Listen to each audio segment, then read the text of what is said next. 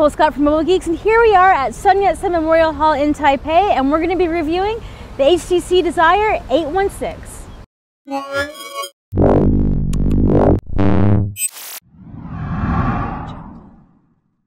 HTC Desire 816 comes with a 5.5-inch Super LCD 2 display with a resolution of 720 by 1280. Under the hood, it comes with a 1.6 GHz quad-core Qualcomm Snapdragon 400 processor with 1.5 GB of RAM and 8 GB of internal memory. It can be expanded up to 128 through a microSD card. It sports a 13-megapixel shooter on the back with an autofocus and LED flash, and on the front, we have a 5-megapixel selfie cam.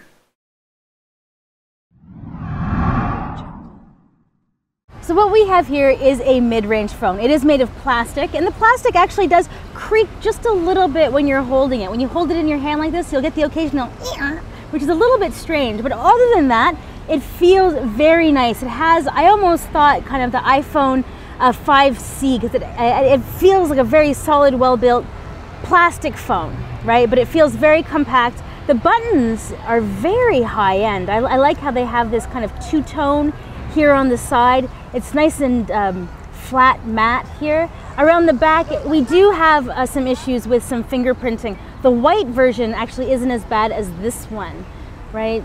If you kind of head to the bottom, we have one micro USB port, and if we're looking at the front, what I especially like about this phone is that we have these rows of holes there for the dual front-facing speakers, but it definitely reminds me of the HTC Boom sound, so it has that HTC One high-end kind of iteration on the front. Overall, pretty satisfied with the build.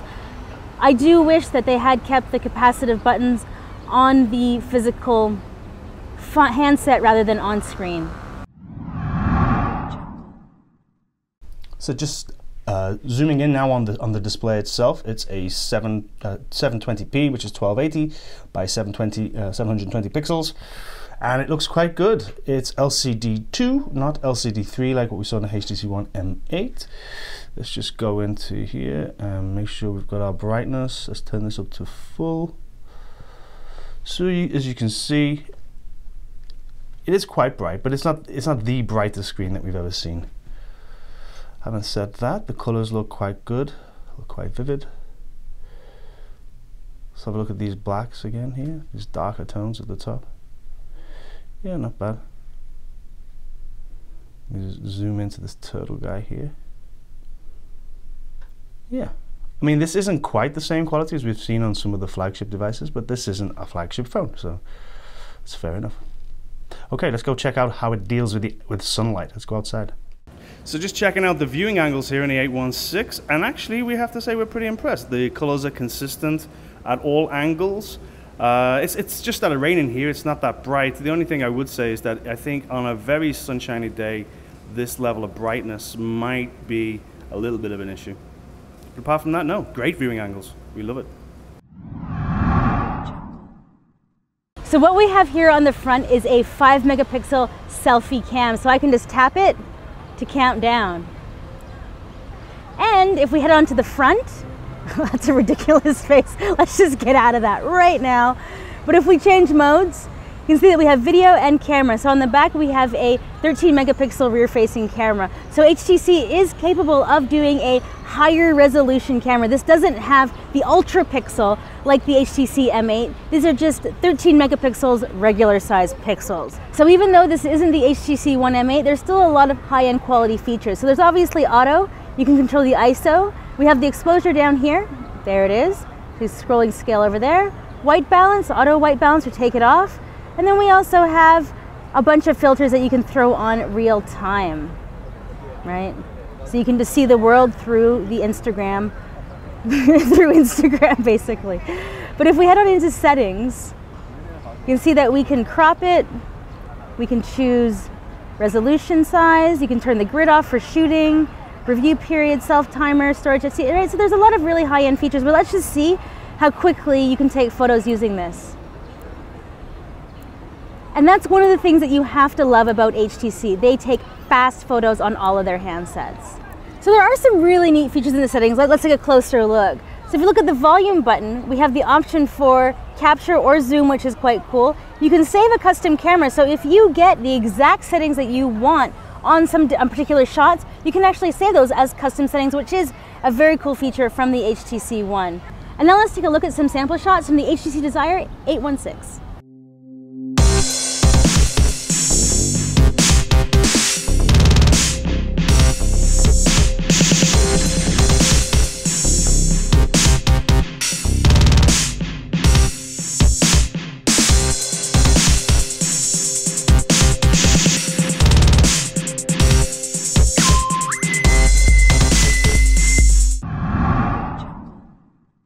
So, of course, one of the really cool things that HTC has prioritized with recent handset design, of course, the HTC One and the new One M8 is the audio. And again, here on the 816, we see we've got two speakers either side. But can they perform anywhere close to what we've seen on the M8? Well, let's have a look. So we'll play this track. Okay, that's quite quiet. Let's see where we. Wow. That is impressive.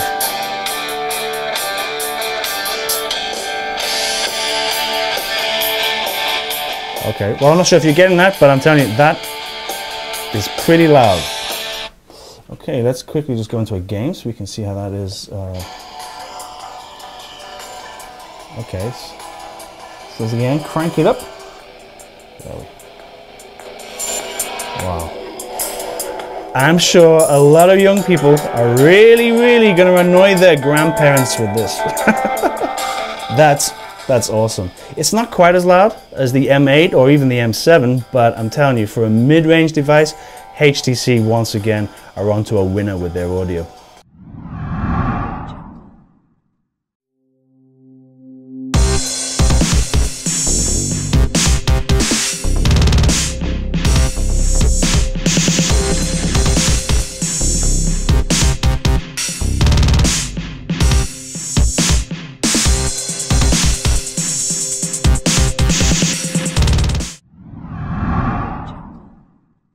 Whether or not you're a fan of HTC Sense 6, you have to respect the fact that there isn't a lot of bloatware on this device at launch.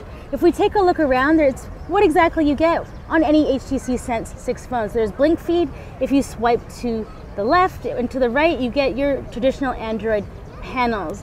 Now, if we head into settings, it has everything that we're used to with an HTC phone, the Do Not Disturb, which is really great, extreme power saving, Bluetooth, NFC, AirPlane, of course, everything. An HTC Mini is also a pretty cool feature if you have this additional little handset to turn your phone on and off. But if we head to settings, you can see that it's kind of what you expect from an HTC phone. You can personalize it with all of their great home screens and wallpapers. There's even an easy mode if this is too complicated for you or a loved one, well, most likely a loved one. Apps and widgets, you can manage your home screen. What's really interesting is that when you look at the widgets, HTC hasn't come up with any original ones. They're all kind of Google's widgets. Oppo with the Find has some really interesting widgets to offer. Now, if you don't like blink feed, you can manage your home screen pages here and you can just remove it. Now, when it comes to other features in the back end, if we head into settings, there are some cool things, like you can get your content from other phones, display, you can do some gestures as well. Daydream, which I always love, screen timeouts. Yeah, I mean, everything is what you expect from Android and Sense 6. And then, as always, on any HTC phone, there is the Zoe feature that automatically creates cool content for you.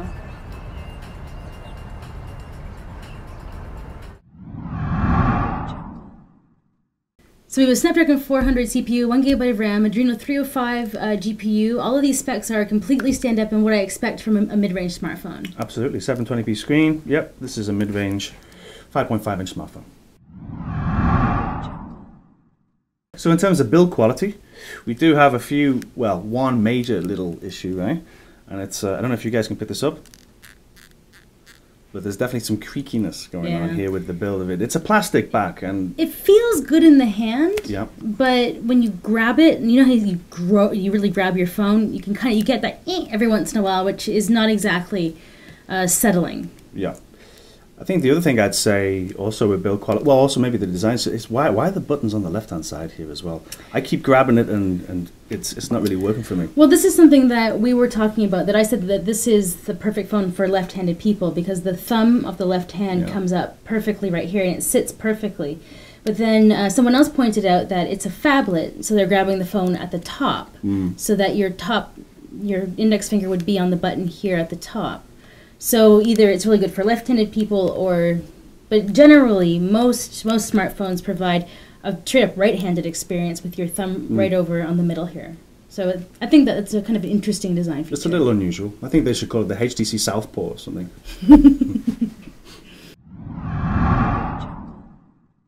So on the HTC One M8 we have LCD 3. And here we have LCD 2. So this is 5.5-inch, 720p display. Yeah. I think the colors look like relatively good. It's pretty decent in outdoor viewing, but you're right, it is last year's display technology, not... Is it immediately apparent, do you think, if you compare head-to-head? I'd say for me that the M8 was a bit brighter and the colors seemed a little bit more vivid. Yeah, I'd agree. And the viewing angles outside a little more crisp. For sure. So 13 megapixel on the back, 5 on the front, so it's a hardcore selfie camera, which I guess is really big in the Asian markets or globally actually for the selfie phenomena. Yeah, and they're going to they're kind of keeping to the megapixel race. They're steering clear of the ultra pixel route that they've taken with the M8. And we're also seeing you're getting kind of fewer features. Yeah, that's true. So you only have camera, video, and selfie on this one, and then you have a million other features built into that one. And one of the other things that I found kind of interesting is that a lot of the really cool features on the M8, like the depth of field, the 3D, but all of those are kind of focused on the hardware, right? Right. But even here, Zoe, it's not working. It's saying like, check for updates later, right? And there just seems to be no ability to add that, and that's a really cool HTC software camera feature that kind of made them stand out. So I'm kind of sad that that's not there. It's like they've stripped out a few of the exclusive features in an attempt to differentiate with their high-end models. Yeah, definitely. But I mean, one of the things we were talking about earlier is that when the iPhone 5S versus the iPhone 5C, you get all the same features, you just get different build quality. Right. So during the gameplay demo and testing, it was actually fantastic to have the two speakers either side here. You can hear a real stereo kind of experience. And if I just crank this up for you, you can experience just how loud it gets. Yeah, I mean, if you want to show a video to your friends or you need to share any kind of media, this is going to be like a really good, a nice device for it because it's 5.5 inches with, I'm not going to call it bass, but I'm going to call it it's present. yeah, it's a fuller sound. It's not tinny. There's no way you could describe this as tinny, for sure. So in the 816, you're getting a Snapdragon 400 from Qualcomm, which isn't going to win any benchmark competitions anytime soon. But we did install plenty of quite demanding games, and it played them absolutely perfectly. It was a very similar experience to what we had on the high-end devices. So it'll last you a day with moderate usage, but when I was doing all the benchmarks and some of the game testing, the battery life just went really low. Yeah, heavy use, just forget it. But you do have a power saving mode, right? That's true. There is power saving and extreme power saving, right? So you do have the two options if you kind of want to push through. Right. But if you're a heavy user, 2,600 milliamperes on a 5.5-inch display just might not be enough. And no removable battery. Yeah, it doesn't come out, right? So you can't switch. You can't have a spare in your bag, right? That's a no-no. Pretty slick. It's fast. Yep. I mean, it might be Snapdragon 400, but of course it can manage Android 4.4 perfectly fine. It's fast, it's quick, I think it's quite snappy. And I don't know if it's that I've been using a lot more HTC phones lately, but Sense 6 is growing on me a little bit, especially since I can hide blink feed. Yeah, I think this is the best version of Sense that they've created so far, and I'm impressed. I mean, I never thought Sense was that bad in the first place, but it's impressive.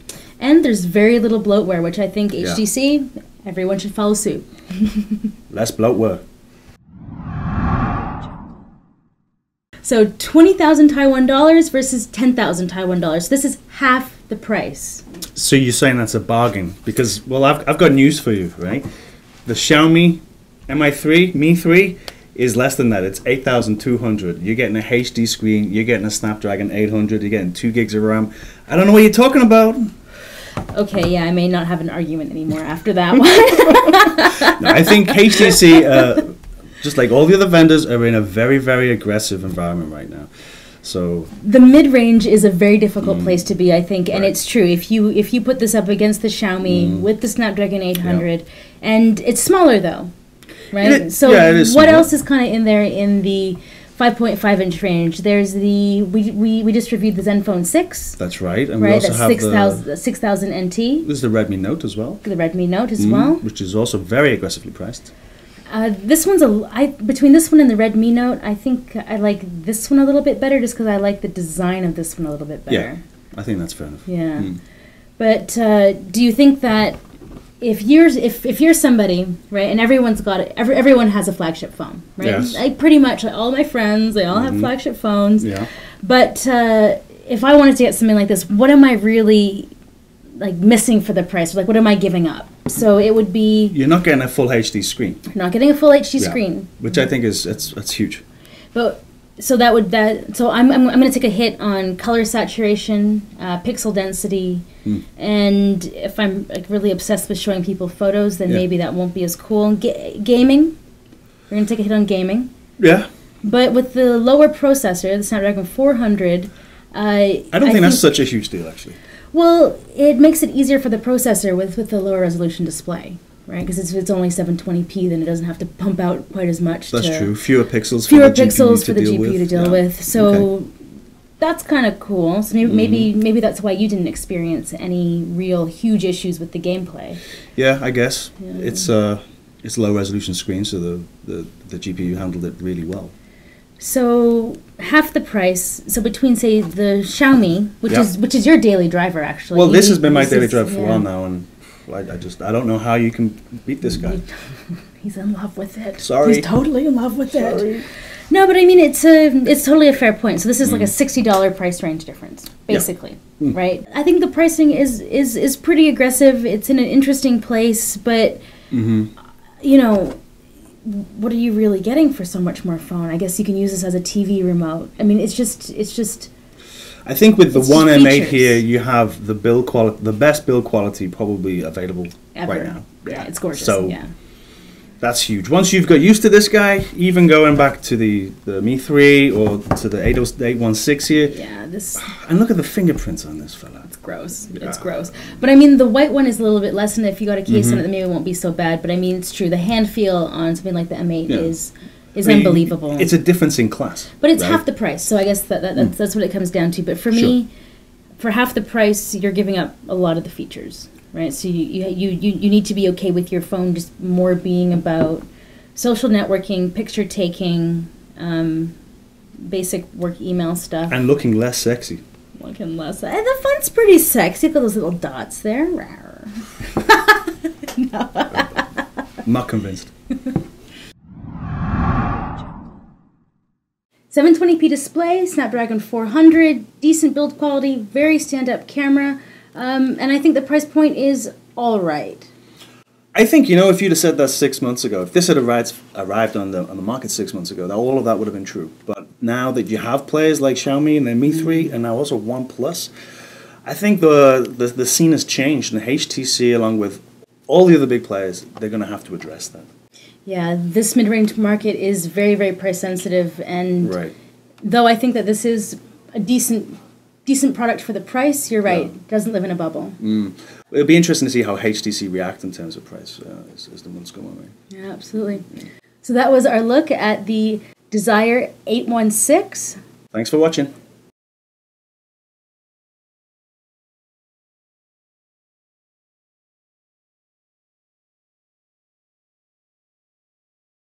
What?